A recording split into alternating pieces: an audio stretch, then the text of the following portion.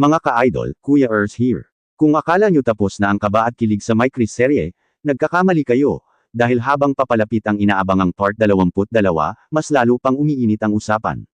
Hindi dahil sa isyo, hindi dahil sa intriga, kundi dahil sa isang posibleng revelasyon na tahimik pero malalim ang tama sa kwento. My Chris na naman ang sentro, at ngayon, may isang pangalan, o mas tamang sabihin, isang taong may ambag sa buhay ni Krista, na unti-unting binubuo sa isip ng mga taga-subaybay. Sa puntong ito, malinaw na malinaw, ang My Chris ay hindi lang basta tandem. Isa na itong kwento ng paghihintay, tiwala, at suporta, mula sa fans, sponsors, at mismong mga taong nasa likod ng kamera. Habang hinihintay ng lahat ang part 22, kapansin-pansin kung paano naging mas malalim ang pagtingin ng netizen sa karakter ni Krista. Hindi na lang siya yung masayahin, mahinhin, at inspirasyon sa harap ng kamera, marami ang nakaka-feel na may pinagdaanan siyang tahimik, at doon pumapasok ang usap-usapang taong tumulong sa kanya noon. Hindi ito binibitawan bilang chismis, kundi bilang pagkilala. Dahil sa bawat tagumpay ng isang tao, may mga taong naging tulay. At kung totoo mang may kakilalang naging sandalan si Krista sa mga panahong kailangan niya ng gabay, isa lang ang malinaw, hindi nababawasan ang halaga ng My Chris, lalo pa nga itong tumitibay. Habang si Krista ay may sariling pinanggalingan at kwento, si Mikoy naman ay makikitang tahimik na naghihintay. Walang drama, walang selosan, walang paander, isang klaseng paghihintay na punong-puno ng respeto. At dito mas lalong hinahangaan ng mga tao si Mikoy, dahil hindi lahat kayang maghintay ng hindi nagrereklamo, hindi nagmamadali, at hindi nanghihila pababa. Makikita mo sa reactions ng viewers. Ganito pala ang tunay na suporta. Hindi minamadali, hindi pinipilit. Kung para sa kanila, darating yan sa tamang oras. At sa gitna ng lahat ng ito, hindi pwedeng hindi banggitin ang mga sponsors. Dahil habang may mga naghihintay, may mga patuloy na naniniwala. Todo suporta ang sponsor sa My Chris Tandem, hindi dahil sa hype, kundi dahil sa values na ipinapakita nila, respeto, disiplina, at positibong impluensya. Hindi sila bumibitaw. Hindi sila nag-aalinlangan. Bagkus, mas lalo pa nilang ipinapakita na ang My Chris ay isang tandem na may direksyon at magandang intensyon. Kaya habang wala pa ang part 22, ramdam na ng lahat ang mensahe, hindi kailangang madaliin ang kwento para maging makabuluhan. Mga ka-idol, balik tayo. Kung sa segment isang ay naramdaman natin ang bigat ng paghihintay, ngayon naman ay mas lalong umiigting ang emosyon habang unti-unting nabubuo sa isip ng lahat ang mas malalim na larawan ng kwento. Hindi pa man lumalabas ang part 22, ramdam na ng mga taga-subaybay na may pinaghahandaan ng My Chris serye, hindi pa sabog na kontrobersya, kundi isang revelasyong may saysay at may puso.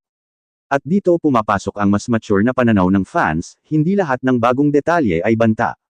Minsan, ito ay pagpapaliwanag kung bakit ganito kalalim ang pinanggagalingan ng isang tao, lalo na ni Krista. Habang kumakalat ang ideya na may kakilalang tao si Krista na tumulong sa kanya noon, mapapansin kung gaano kaayos at kapositibo ang pagtanggap ng My Chris community. Walang paninira, walang paghuhusga. Sa halip, puro pasasalamat. Dahil kung iisipin, kung hindi dahil sa mga taong tumulong kay Krista sa mga panahong nangangailangan siya ng gabay at lakas ng loob, baka hindi natin nakikita ngayon ang Kristang puno ng determinasyon, kabab ang loob, at inspirasyon. Maraming netizens ang nagsasabi, hindi dapat katakutan ang nakaraan, dahil bahagi yan ng pagbuo ng isang tao.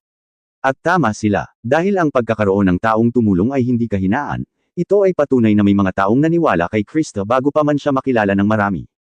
Samantala, kapansin-pansin din ang kilos ni Mikoy. Habang may mga haka-haka, siya ay nananatiling kalmado. Tahimik pero matatag, hindi nagmamadali, hindi nagpapadala sa ingay. At dito mas lalong tumitibay ang respeto ng fans sa kanya. Ang paghihintay niya ay hindi basta paghihintay, ito ay pag-unawa. Isang malinaw na mensahe na may tiwala siya sa proseso at sa taong nasa tabi niya. Makikita sa mga komento, ganito pala ang lalaking sigurado sa sarili.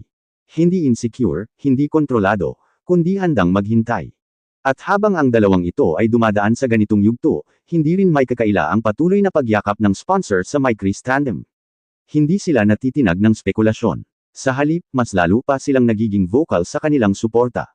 Para sa kanila, ang My Chris ay representasyon ng tamang impluensya sa kabataan, may disiplina, may respeto, at may malinaw na direksyon. Ang ganda ring makita na habang hinihintay ang part 22, hindi nawawala ang excitement. Hindi dahil sa drama, kundi dahil sa anticipation. Parang lahat ay sabay-sabay na nagsasabing, handa kaming maghintay, dahil alam naming may magandang mensaheng darating. At kung mapapansin, mas naging solid ang My Chris fandom sa ganitong sitwasyon. Walang pagkakahati, walang away. Ang nangingibabaw ay pagkakaisa, isang komunidad na marunong umintindi at magbigay ng espasyo sa kwento ng bawat isa. Mga ka-idol, tuloy ang kwento. Habang patuloy ang countdown sa part 22, mas nagiging malinaw na ang My Chris serye ay nasa isang yugto na hindi na kailangan ng ingay para mapansin. Tahimik pero ramdam, simple pero mabigat sa emosyon. At sa gitna ng lahat ng ito, mas lalong nakikita ng mga taga-subaybay kung bakit kakaiba ang samahan ni Mikoy at Krista, hindi ito minamadali, hindi ito pinipilit, at lalong hindi ito dinadaan sa drama. Sa segment na ito, kapansin-pansin kung paano nagiging mas mature ang pananaw ng My Chris fandom. Habang may usapin tungkol sa taong tumulong kay Krista, hindi ito nagiging sanhi ng pagkabahala, bagkus, nagiging dahilan ito para mas maintindihan ang kanyang pinanggagalingan. Marami ang nagsasabi na kung bakit ganito kaingat si Krista sa mga desisyon niya ngayon, kung bakit ramdam ang lalim ng kanyang mga salita at kilos, ay dahil sa mga karanasang humubog sa kanya noon. At dito mas lalong nagiging makabuluhan ang paghihintay ni Mikoy. Dahil ang kanyang katahimikan ay hindi kawalan ng pakialam, ito ay pagrespeto sa proseso. Hindi siya nagpapakita ng selos, hindi siya nagpaparamdam ng pressure. Sa halip, ipinapakita niya ang isang klaseng suporta na bihira na ngayong makita, yung handang umunawa kahit hindi lahat malinaw, at handang maghintay kahit walang kasiguraduhan ng oras. Makikita sa mga reaksyon ng netizens. Mas lalo kung hinahangaan si Mikoy. Hindi lahat kayang maging ganito ka-patient. Kung ito ang klase ng lalaki sa My Chris, panalo. Habang ganito ang nangyayari sa harap ng kamera at sa isipan ng fans, tuloy-tuloy din ang solid na suporta ng sponsors. Hindi sila basta nanunood lang, ramdam na ramdam ang tiwala nila sa tandem. Para sa kanila, ang My Chris ay hindi lang tungkol sa views o engagement, kundi sa imahe at mensahe na naipapasa sa audience. Mas lalo pang napapatunayan na ang My Chris ay isang tandem na kayang magdala ng inspirasyon kahit walang kontrobersya. Kahit puro paghihintay, kahit puro pananahimik, at minsan, iyon pa ang mas malakas na nagsasalita. Habang papalapit ang part 22, ang pakiramdam ng lahat ay parang may dahan-daang hinahabing kwento, hindi minamadali ang reveal, hindi sinasayang ang build-up. Isang kwento na kapag dumating na ang tamang oras, mas magiging makabuluhan dahil pinaghintayan. At sa puntong ito, malinaw na ang My Chris fandom ay hindi lang nandyan para sa kilig. Nandyan sila para sa pag-unawa, respeto, at suporta, isang bagay na bihirang makita sa kahit anong tandem o serye. Mga ka-idol, nandito na tayo sa puntong ramdam na ang bigat at ganda ng paghihintay. Habang wala pa ang part 22, kapansin-pansin na parang mas naging malinaw sa lahat kung ano talaga ang direksyon ng My Chris serye. Hindi ito basta kwento ng kilig. Hindi rin ito kwento ng selosan o agawan ng eksena. Ito ay kwento ng paglago, pag-unawa, at pagrespeto sa pinanggagalingan ng bawat isa. At dito na mas lalong tumitibay sa mata ng publiko ang My Chris bilang isang tandem na may lalim. Sa mga nagdaang araw, makikita kung paano unti-unting nagbabago ang tono ng usapan online. Mula sa simpleng excitement, napalitan ito ng mas malalim na appreciation, lalo na kay Krista. Ang ideya na may taong tumulong sa kanya noon ay hindi na tinitingnan bilang isyu, kundi bilang bahagi ng kanyang kwento. Isang patunay na ang lakas ng isang tao ay kadalasang nagmumula sa mga taong naniwala sa kanya noong wala pa siyang napapatunayan. Mas lalong nagiging buo ang imahe ni Krista, isang taong marunong tumano ng utang na loob, marunong maghintay, at marunong magdala ng sarili sa kabila ng atensyon. At dahil dito, mas nagiging natural ang chemistry ng My Chris, walang pilit, walang scripted na emosyon, kundi kusang lumalabas ang respeto sa isa't isa. Si Mikoy naman ay patuloy na pinapatunayan kung bakit siya hinahangaan ng marami. Habang ang iba ay nagmamadali sa kasagutan, siya ay nananatiling kalmado. Ang kanyang paghihintay ay nagiging simbolo ng maturity. Isang tahimik na mensahe na nagsasabing, hindi ko kailangang mauna, ang mahalaga, tama.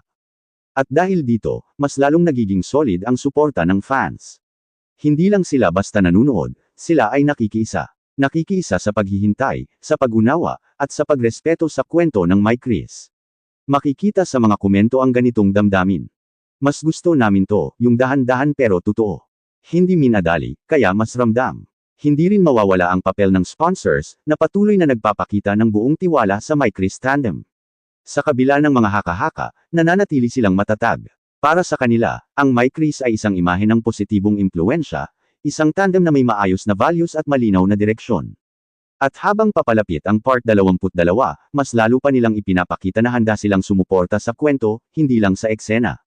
Sa puntong ito, masasabi nating ang My Chris ay nasa yugto na kung saan hindi na nila kailangang patunayan ang sarili. Sapat na ang kanilang kilos, pananahimik, at respeto para magsalita para sa kanila. Maraming salamat mga Kalingap supporters sa panonood ng ating video. Huwag kalimutan na ang tunay na pagtulong ay hindi nasusukat sa laki kundi sa taos pusong pagbibigay. Patuloy nating suportahan ang Team Kalingap sa kanilang mga proyekto para sa mga nangangailangan. Kung nagustuhan ninyo ang video, paki-like, share, at subscribe para mas marami pa tayong ma-inspire na tao. Hanggang sa susunod na episode, lagi niyong tatandaan. Dito kay Kuya Ers, kwento ng kabutihan at inspirasyon ang bida. God bless mga Kalingap.